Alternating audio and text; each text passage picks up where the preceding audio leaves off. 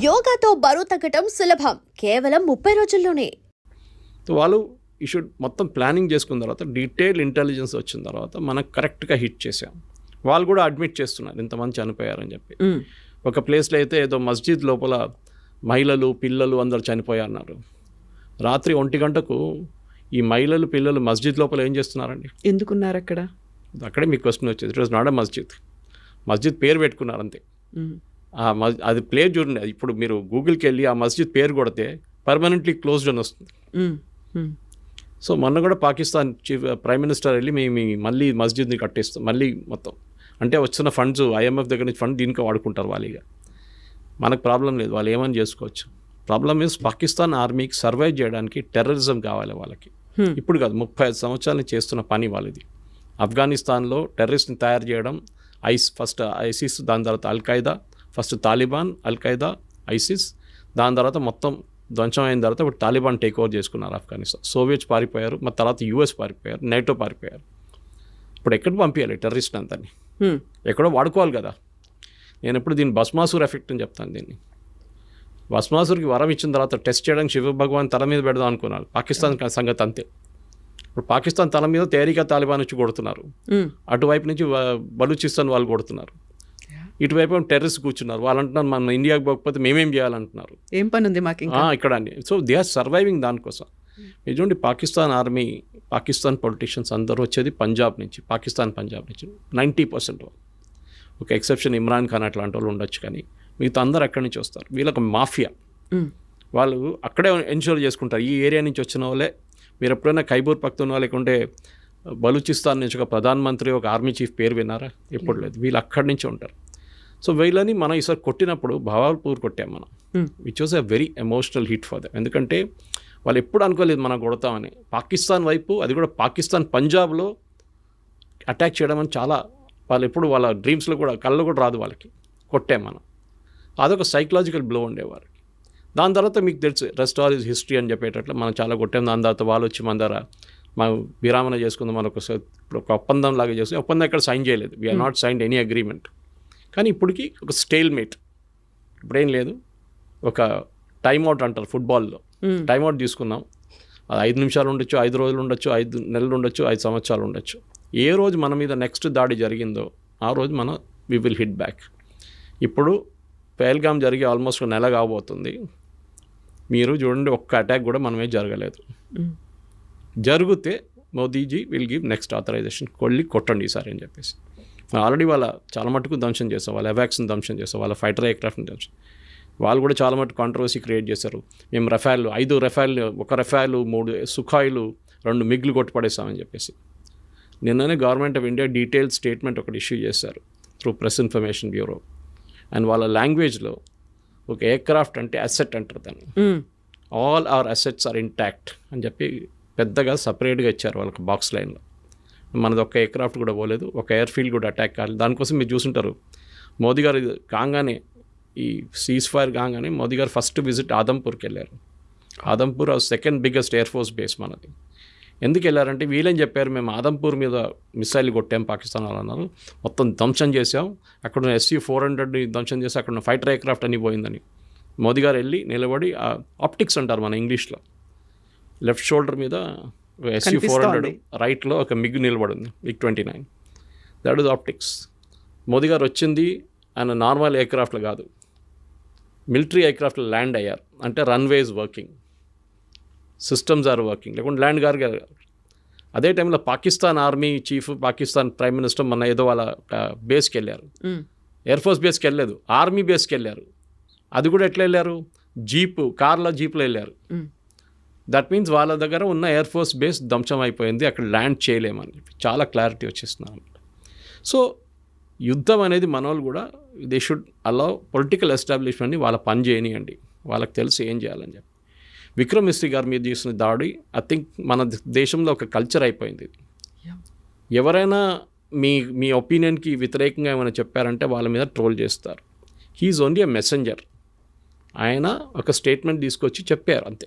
ఆయన కాదు డిసైడ్ చేసింది, పొలిటికల్ లీడర్షిప్ డిసైడ్ చేశారు. He is a messenger. ఇంగ్లీష్లో అంటారు ఇప్పుడు డోంట్ షూట్ ద మెసెంజర్ అని. మనం చేసిన పని అది.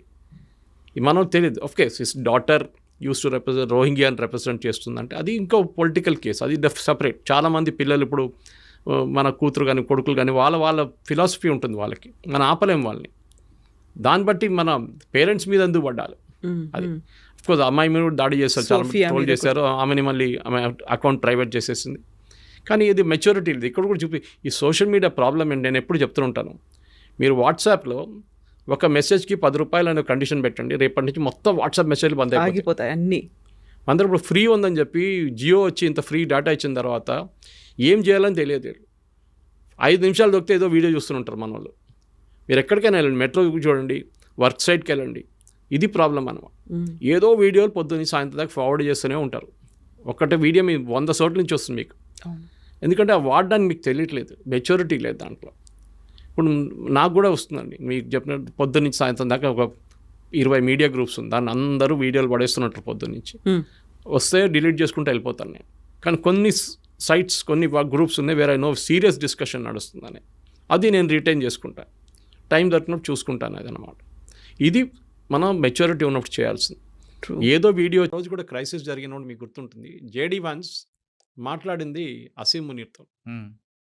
He didn't speak to Shahbaz Sharif, తర్వాత మాట్లాడంటున్నారు, అది కొంచెం ఫేస్ సేవింగ్ ఎక్సర్సైజ్ అది. కానీ ఇండియాతో మాట్లాడినప్పుడు ఈ spoke to prime minister Modi. Correct. ఎందుకంటే పవర్ ఎవరి దగ్గర చూస్తున్నారు. పాకిస్తాన్ భయం, దగ్గర పవర్ ఉంది. వీళ్ళకి భయం ఏంటంటే, సార్ మీరు చెప్పింది ఒక బేస్ ఇస్ వన్ ఆబ్జెక్టివ్, అది వాళ్ళు ఎప్పుడైనా వాళ్ళ పక్కన ఖతార్ల బేస్ ఉంది, ఇంత పెద్ద బేస్ ఉంది వాళ్ళ దగ్గర. ఒక సంవత్సరానికి దాని మెయింటెనెన్స్ కాస్ట్ $6 బిలియన్. ఎవరు పే చేస్తున్నారు? ఖతార్ గవర్నమెంట్ పే చేస్తున్నారు. ఆలోచించండి, యూఎస్ బేస్ని మెయింటైన్ చేసుకొని ఖతార్, ఎందుకంటే వీళ్ళకి తెలుసు యూఎస్ ఉన్నదాకా మా మీద చేయబెట్టడు. Qatar is the foundation of terrorism, అందరికి తెలుసు. అది ముస్లిం బ్రదర్హుడ్ కానివ్వండి, అల్ఖాయిదా కానివ్వండి, ఐసిస్, అందరూ ఈవెన్ హమాస్ లీడర్స్ కూడా అక్కడే కూర్చుంటారు. కానీ వాళ్ళు ముట్టరు, యూఎస్ కూడా ముట్టరు. కానీ మన దగ్గరకు వచ్చినప్పుడు ఈ ప్రాబ్లం వచ్చినప్పుడు పాకిస్తాన్ అసీం మునీర్ ఎందుకు పిలిపించారంటే, మెయిన్లీ వాళ్ళ దగ్గర న్యూక్లియర్ మిసైల్స్ ఉన్నాయి. ఏ న్యూక్లియర్ మిసైల్ అసెంబుల్ చేసి పెట్టరు. న్యూక్లియర్ వార్ హెడ్ సపరేట్గా ఉంటుంది, మిసైల్ సపరేట్గా ఉంటుంది. This is the delivery system.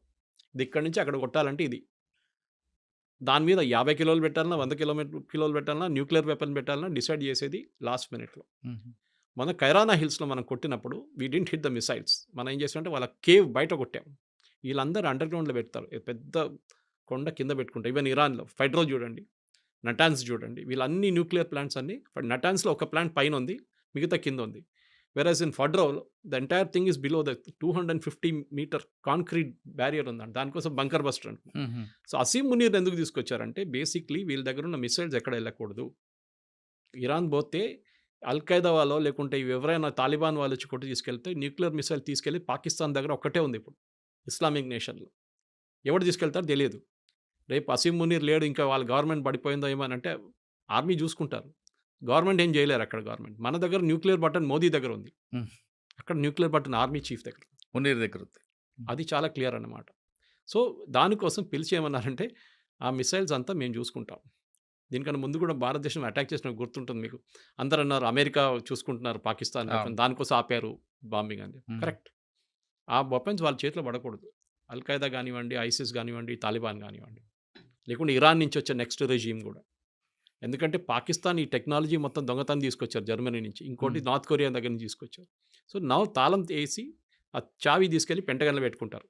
దీన్ని పిలిచారు అంతే, ఇంకేం లేదు, ఇంకా మాట్లాడడానికి ఏం లేదు. We'll do deals with Pakistan అంట. పాకిస్తాన్ ఏం అమ్ముతారండి, వాళ్ళ మేజర్ ఎక్స్పోర్ట్ టెర్రరిజం, అదొకటే వాళ్ళు అమ్మలేరు, అమ్మగలరు. కొన్ని వేల కోట్ల రూపాయలు ఫండింగ్ చేస్తూ ఉంటున్నారు కదండి. ఎందుకు చేస్తున్నారు ఆలోచించండి. ఆ గవర్నమెంట్ పడిపోతుంది, పడిపోతే వాళ్ళ న్యూక్లియర్ అసెట్స్ ఎవరి దగ్గర ఉంటుంది? గవర్నమెంట్. ఐసిస్, అల్ఖైదా వీళ్ళు ఎవరైనా వస్తారు రేపు. తాలిబాన్ అక్కడ తయారైనట్ల ఆఫ్ఘనిస్తాన్, ఇక్కడ ఇంకో థియోక్రసిక్ గవర్నమెంట్ వచ్చేస్తుంది. అమెరికాకి అదే భయం.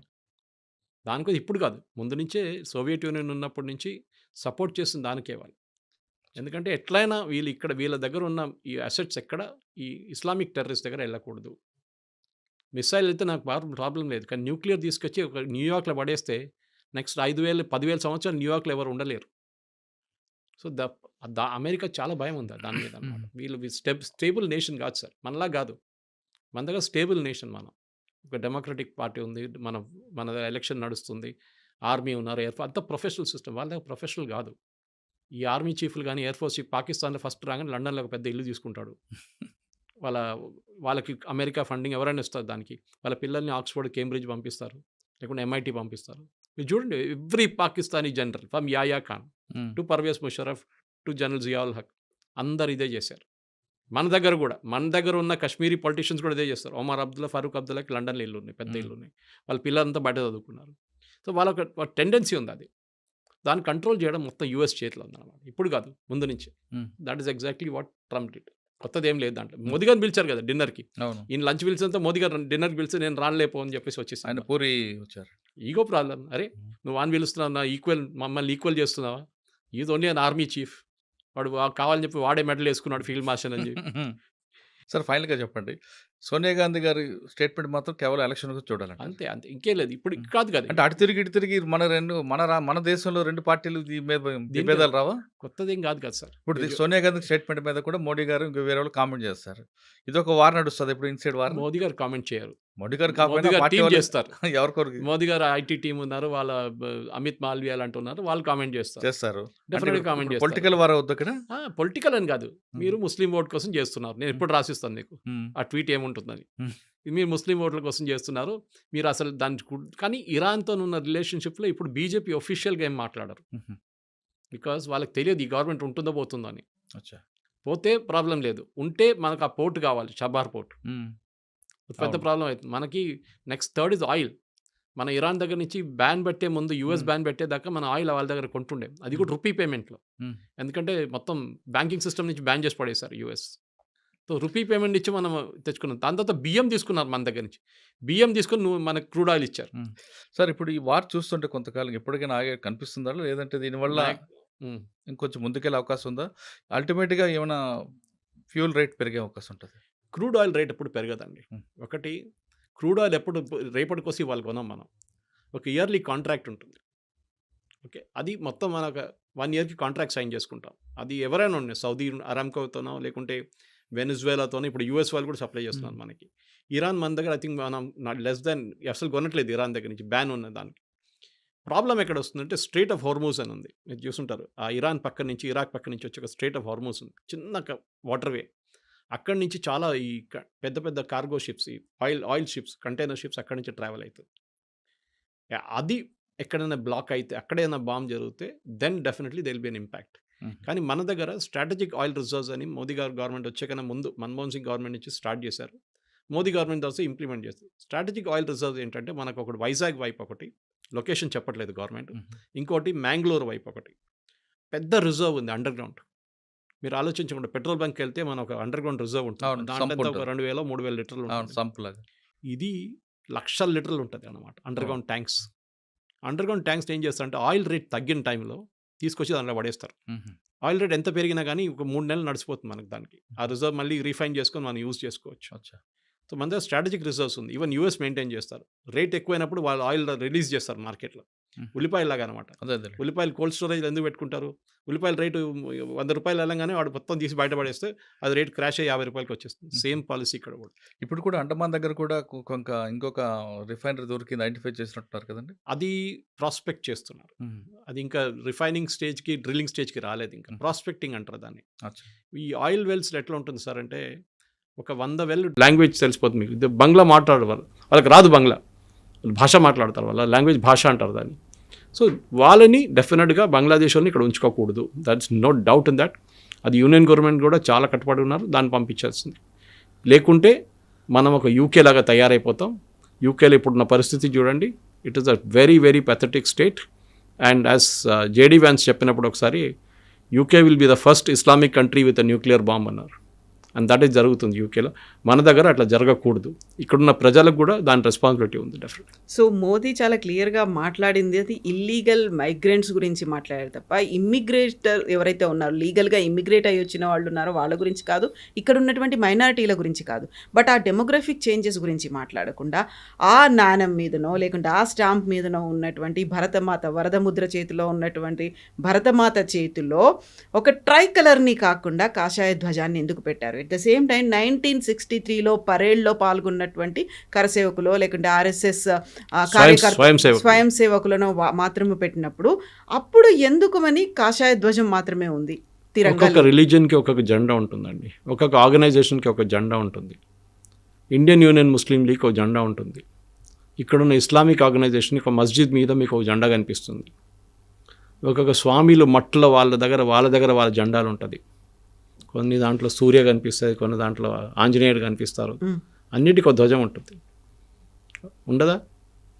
మహాభారత వార్ స్టార్ట్ అయినప్పుడు అర్జున ఆంజనేయుడు ఉన్నాడు ధ్వజం అది చెప్పండి, మహాభారతానికి రామాయణంకి కనెక్షన్ ఏముందండి? ఇప్పుడు ఆంజనేయ కమ్స్ ఫ్రమ్ అవును రామాయణం, ఇది Mahabharatam.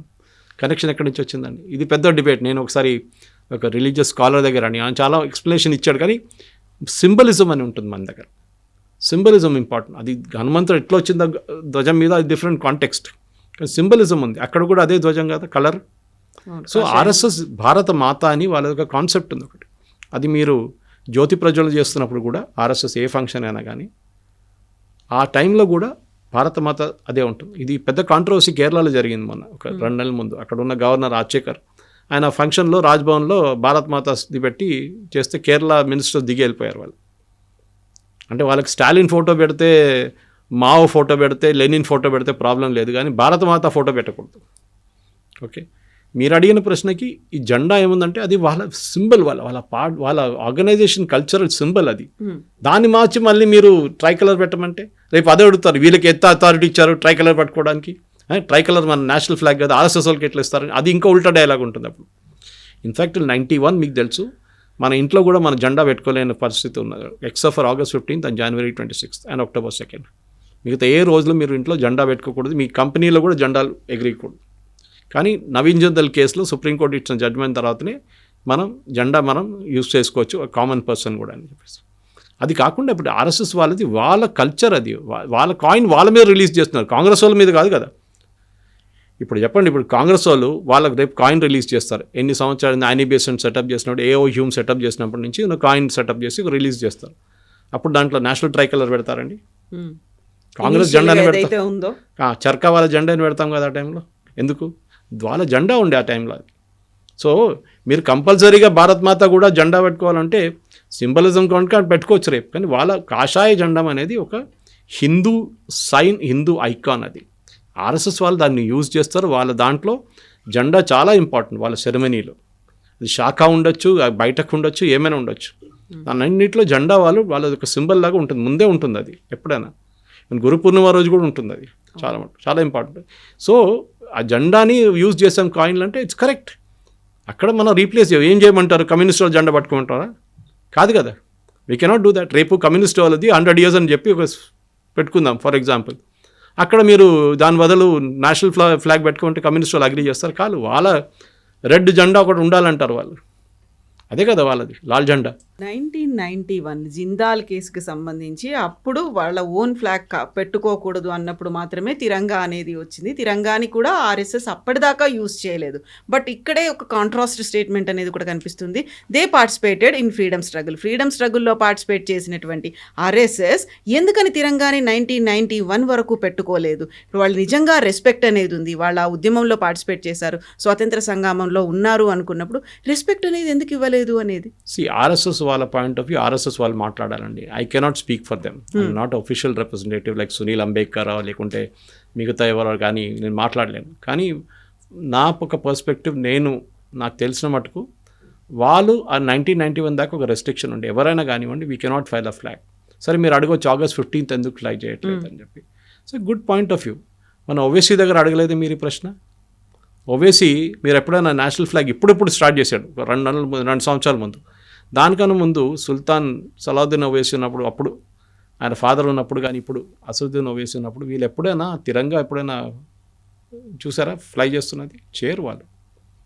That is their logic. వాళ్ళ లాజిక్ అలాగుంటుంది, వాళ్ళ రిలీజియస్ ఫ్లాగ్ వాళ్ళకు ఉంటుంది, ఎవరు అడగట్లేదు. ఆర్ఎస్ఎస్ వాళ్ళది ఆర్ఎస్ఎస్ వాళ్ళ దగ్గర అడగాల్సి వస్తుంది. That you will have to get an official representative to give a statement for the my perspective is వాళ్ళకున్న ఆ టైంలో ఉన్న రెస్ట్రిక్షన్స్ వాళ్ళు అట్లనే పాటించారు. దాని తర్వాత వాళ్ళు చేస్తారా చేయరు అనేది that is up to the organization, that is up to the Sarsanghchalak, వాళ్ళ డిసిషన్ వాళ్ళకు ఉంటుంది. కానీ ఒక జెండా పట్టుకుంటేనే అవుతుందా అని చెప్తే మీరు సిఏ అజిటేషన్లో కానివ్వండి, ఇక్కడ ఢిల్లీ రైట్స్ల టైంలో కానివ్వండి, అందరూ జెండా పట్టుకొని రాళ్ళు విసిరారు. అప్పుడు వాళ్ళు ఎవరండి? ఈ షర్జీల్ ఇమాము ఇంకా వీళ్ళందరూ అంటే జెండా పట్టుకొని అయిపోతుంది అంతా. జెండా స్టేడియంలో కూడా పట్టుకుంటారు మ్యాచ్ జరుగుతున్నప్పుడు, క్రికెట్ మ్యాచ్ జరుగుతున్నప్పుడు. అదే టైంలో రాళ్ళు విసురుస్తున్న వీళ్ళు అందరూ షర్జీల్ ఇమాం లాంటి వాళ్ళు, ఢిల్లీ రైట్స్లో పార్టిసిపేట్ చేసిన వాళ్ళందరూ వాళ్ళు కూడా తీసుకున్నారు కదా. ఇక్కడ కూడా మనం యాంటీ సిఏ అజిటేషన్ టైంలో లోవర్ ట్యాంక్ బండ్ రోడ్లో నేషనల్ ఫ్లాగ్ పెట్టుకొని చాలా పెద్ద పెద్ద ఊరేగింపు తీశారు కదా. అంటే వాళ్ళు నేషనల్ ఫ్లాగ్ లైక్ ఇట్ అని వాళ్ళు పాటిస్తున్నారు అనుకుంటున్నారు, కాదు, సింబాలిజం అది అంతే. సింబాలిజం వాడుకుంటారు. కమ్యూనిస్ట్ వాళ్ళ దగ్గర అడుగుతుందండి, కమ్యూనిస్ట్ వాళ్ళ దగ్గర అడగాలి. వాళ్ళ పార్టీ కాంగ్రెస్లో, వాళ్ళ పార్టీ పాలిట్ బ్యూరో మీటింగ్స్లో, వాళ్ళ పార్టీ నేషనల్ ఎగ్జిక్యూటివ్ కమిటీ మీటింగ్లో వాళ్ళు ఉన్నప్పుడు వాళ్ళు నేషనల్ ఫ్లాగ్ ఎందుకు చేయట్లేదు, ఎందుకు ఫ్లై చేయట్లేదు, వాళ్ళు కమ్యూనిస్ట్ ఫ్లాగ్ ఎందుకు ఫ్లై చేస్తున్నారు? అక్కడ కూడా అదే ఉండాలండి. Same philosophy should be followed everywhere. At the same time I don't hold a brief for RSS. వాళ్ళు చూసుకుంటారు.